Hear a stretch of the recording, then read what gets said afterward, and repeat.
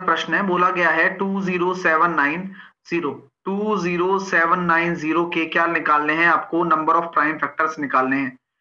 मैंने टुकड़े किए, मैंने 2 का भाग दे दिया इसमें, जो कि जाएगा भी सही, ठीक है। फिर मैंने देखा 9 और 7 16 और 2 18, 3 का भी जाने वाला है इसमें, तो मैंने यहाँ देखा 3 का भाग जा रहा है, तो मैं इसके तुरंत फैक्टर निकालने बैठ जाता हूँ, क्योंकि मुझे अगर एक बार फैक्टर पता लग जाए तो फिर मैं प्राइम फैक्टराइजेशन को आसानी से लिख दूंगा। तो मैंने लिखा इसको 20790, मैंने दिया 2 से भाग 10 बार, 2 तिया 6 और 2 नाम 18, है ना, 5 1 2 5 10। मैंने फिर इसमें दे दिया 3 का भाग, तो देखा कितना आया, 3 तिया 9, बचा 1, 3 चौके 12, 3 छिंग 18 और 3 पंजे 15। फिर मैंने दे दिया 3 का भाग, 3 एकम 3, 3 एकम 3, 3 पंजे 15 और 3 पंजे 15। फिर मैंने दे दिया 3 का भाग, 3 तिया 9, बचे 2, 3 अट्ठे 24 और 3 पंजे 15। अब जाएगा 3 से 8 और 5 13 और 3 16, नहीं जा रहा, 5 से जाएगा। अब 5 से मैंने दिया तो 5 सत्ते 35 और बचे 3, 5 सत्ते 35। अब 7 से जाएगा और 11 से जाएगा। तो सबसे पहले हमने क्या किया, इसके प्राइम फैक्टराइजेशन कर लिए। जहां पर 2 भी एक प्राइम नंबर है, उसकी आपकी पावर आ रही है 1, आपकी 3 की पावर कितनी आ रही है, 3 आ रही है, और 5 की पावर कितनी आ रही है, 1 आ रही है, और 7 की पावर 1 आ रही है, और 11 की पावर भी 1 आ रही है। तो सबसे पहले आपको पूछा गया है total number of prime factor. मैंने क्या बताया था, पावर्स का सम ही आपका total number of prime factor होता है, यानी कि आपकी जो राइट आंसर हो जाएगा वो हो जाएगा 7। मैंने पावर का सम करना है बस। अब मैं आपसे छोटी छोटी चीजें इससे रिलेटेड पूछना चाहूंगा, तो क्या आप तैयार हैं? चलिए, तो पूरा पूरा एक एक चीज हम छोटी छोटी चीजों से मिलकर एक बड़े क्वेश्चन को, बढ़िया क्वेश्चन को तैयार करेंगे। तो सबसे पहली चीज मैं आपसे पूछना चाहता हूं, टोटल नंबर ऑफ फैक्टर कितने होंगे, बताइए। तो आप क्या करोगे, एक की जगह 2 कॉम्बिनेशन ले लोगे, हर किसी का एक एक कॉम्बिनेशन आप एक्स्ट्रा ले लेते हो, 3 की जगह 4, एक की जगह 2, एक की जगह 2, एक की जगह 2, यानी कि आपका जो राइट आंसर आ जाएगा 8 दूनी 16 दूनी 32 दूनी 64, 64 आपका हो जाएगा टोटल नंबर ऑफ फैक्टर। मैं अगर आपसे पूछना चाहता हूं और फैक्टर बताओ, तो मैंने आपको कल भी कहा था, आज भी कहा था कि इवन फैक्टर को छिपा लो। बाकी जो फैक्टर हैं 32 फैक्टर आपके इस बार ऑड हो जाएंगे, क्योंकि केवल यही वाला हिस्सा नहीं आएगा, बाकी सारे आएंगे। अब इवन फैक्टर निकालो, तो सर 32 और 32, 32 और 32, क्योंकि तभी तो 64 बनेगा। चलो सर, अब मैंने आपसे एक क्वेश्चन और पूछ लिया इसी बहाने, कि बताओ हाउ मेनी फैक्टर, ऐसे कितने फैक्टर हैं जो 5 से डिविजिबल हैं, ऐसे कितने फैक्टर हैं जो कि 5 से डिविजिबल हैं, बताओ बताओ। तो सर क्या करें, बोले यार बस ये कंडीशन फुलफिल होनी चाहिए कि 5 की पावर 1 आना चाहिए, बाकी तो सब आएगा तो चलेगा। बोले सर यहाँ 2 कॉम्बिनेशन चलेगा, बिल्कुल चलेगा, वहां 4 चलेगा, चलेगा, 2 चलेगा, नहीं, 5 की पावर में 1 चलेगा केवल, 5 की पावर 0 नहीं चलेगा। तो इसलिए यहाँ 2 की जगह 1 लेंगे, बाकी सब कुछ चलेगा। तो आपका राइट आंसर कितना हो जाएगा, 8 दूनी 16 दूनी 32। तो यहां पर इसके टोटल 64 फैक्टरों में से 32 5 से डिविजिबल होंगे, टोटल फैक्टरों में से 32 5 से डिविजिबल होंगे। क्या बात है। मैंने अगर अगला क्वेश्चन आपसे पूछा, ये बताओ कि इसमें how many factor divisible by 27, 27 से डिविजिबल कितने होंगे, बता सकते हो? 27 से डिविजिबल कितने होंगे, इन 64 में से 27 से डिविजिबल कितने होंगे?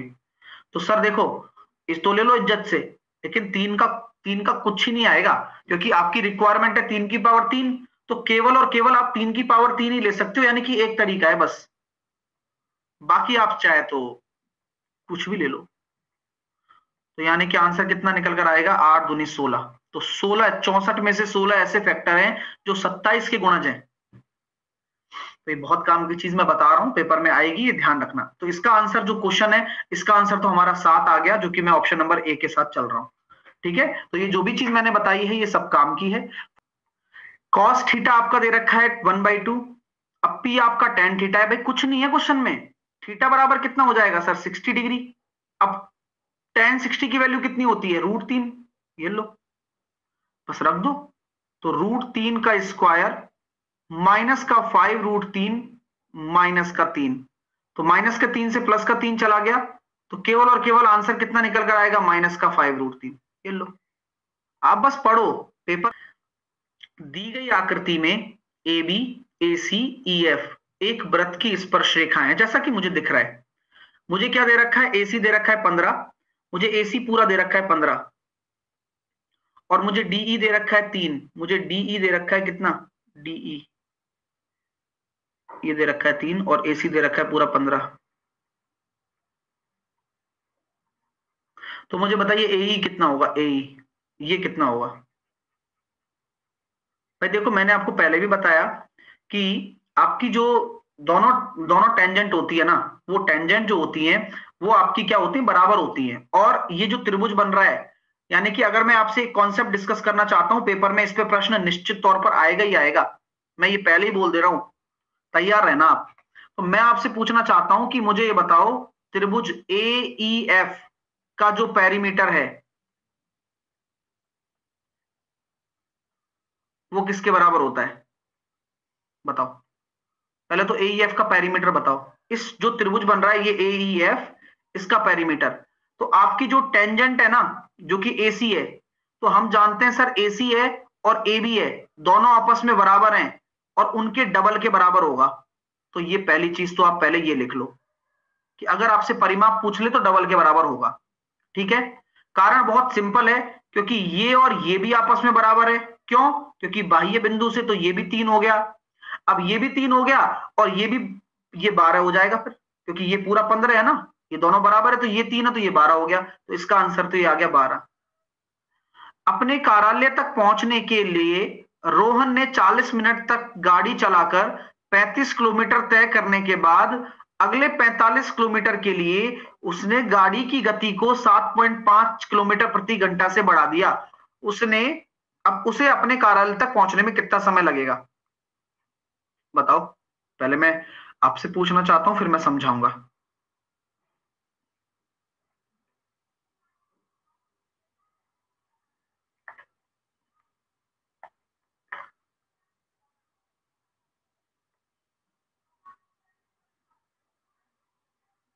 आंसर भी आ रहा है सभी का, बहुत बढ़िया। देखो कैसे करने वाले हैं, आपसे बोला गया है स्पीड ऑफ द कार जब वह 35 किलोमीटर की दूरी तय करती है 40 मिनट में, तो आपकी आपकी कितना हो जाएगा, बताओ स्पीड कितनी हो जाएगी कार की। जब 35 किलोमीटर की दूरी 40 मिनट में तय होती है तो 40/60, तो यानी कि हम यहां से स्पीड निकाल सकते हैं, 3/2 करेंगे तो 35 इंटू 3/2 105/2, यानी कि 52.5 किलोमीटर प्रति घंटा मेरी स्पीड हो जाएगी सर। उस कार की स्पीड हो गई 52.5 किलोमीटर प्रति घंटा। अब क्या बोला जा रहा है कि स्पीड में इजाफा कर दिया 7.5 का, तो नई स्पीड क्या हो जाएगी, न्यू स्पीड। तो 52.5 से अगर मैं 7.5 को इंक्रीज कर दूं, ये मैं आपके लिए एक एक स्टेप लिखता हूं वरना मैं डायरेक्टली करता, तो 60 किलोमीटर प्रति घंटा हो गया। तो उसे कार्यालय में पहुंचने तक में कितना समय लगा, ये पूछा गया। 45 किलोमीटर के लिए 7.5 किलोमीटर बढ़ा दी, तो यानी कि हम यहां कह सकते हैं कि भाई 40 मिनट तो ये लग गए, और अगले 40 किलोमीटर के लिए 60 की रफ्तार से कितना घंटा लग जाएगा, 45 मिनट। तो टोटल टाइम कितना लग जाएगा, 40 मिनट प्लस 45 मिनट, 85 मिनट आपका राइट आंसर आएगा। तो 85 मिनट क्या होता है, 1 घंटा 25 मिनट। तो काफी अच्छा क्वेश्चन है। देखो यार, अब मैं इस क्वेश्चन का कॉन्सेप्ट बताता हूं। कॉन्सेप्ट में कुछ भी नहीं है, आपको ए स्क्वायर से डिवाइड कर देना है। अब जब आप ए स्क्वायर से डिवाइड करोगे ना, तो अपने आप सब कुछ बनता हुआ नजर आएगा। ये बनेगा ए का स्क्वायर, ये बनेगा 2/a स्क्वायर, और ये बनेगा आपका 8, और इसकी वैल्यू कितनी है, 16 है। बोला ही गया है, हम क्या करें, ये बोला ही जा रहा है, ये तो दे ही रखा है 16 है। तो 16 और 8 24, तो 72/24, आंसर कितना आएगा, 3। तो 3 will be your right answer. एक त्रिभुज एबीसी में AB और AC के मध्य बिंदु के निर्देशांक दे रखे हैं, तो भुजा BC की लंबाई कितनी होगी। देखो आराम से करना, ये क्वेश्चन पेपर में आएंगे ऐसे, तो तैयार रहिएगा आप। तो बोला जा रहा है सर ABC आपका एक ट्राइंगल है। मैंने कहा ठीक है होगा, इसका मध्य बिंदु दे रखा है। बोले क्या है सर, 15 और -3 है, और इसका मध्य बिंदु दे रखा है AC का, बोले 8 और 21 है सर। तो BC की लंबाई बताइए सर। BC की लंबाई, अगर ये मिड पॉइंट है तो आप मुझे बताओ, तो मिड पॉइंट है तो हम यहाँ कौन सी थ्योरम लगा सकते हैं? Geometry plus coordinate geometry, mid point theorem. तो पहले इसकी दूरी निकालिए। कैसे निकालेंगे? x2 माइनस x1 यानी कि 7 का स्क्वायर 49, और x2 माइनस x1 यानी कि 21 और 24 का स्क्वायर 576। तो 576 प्लस 49 कितना आ रहा है? 625। तो ये कितना हो जाएगा? 25।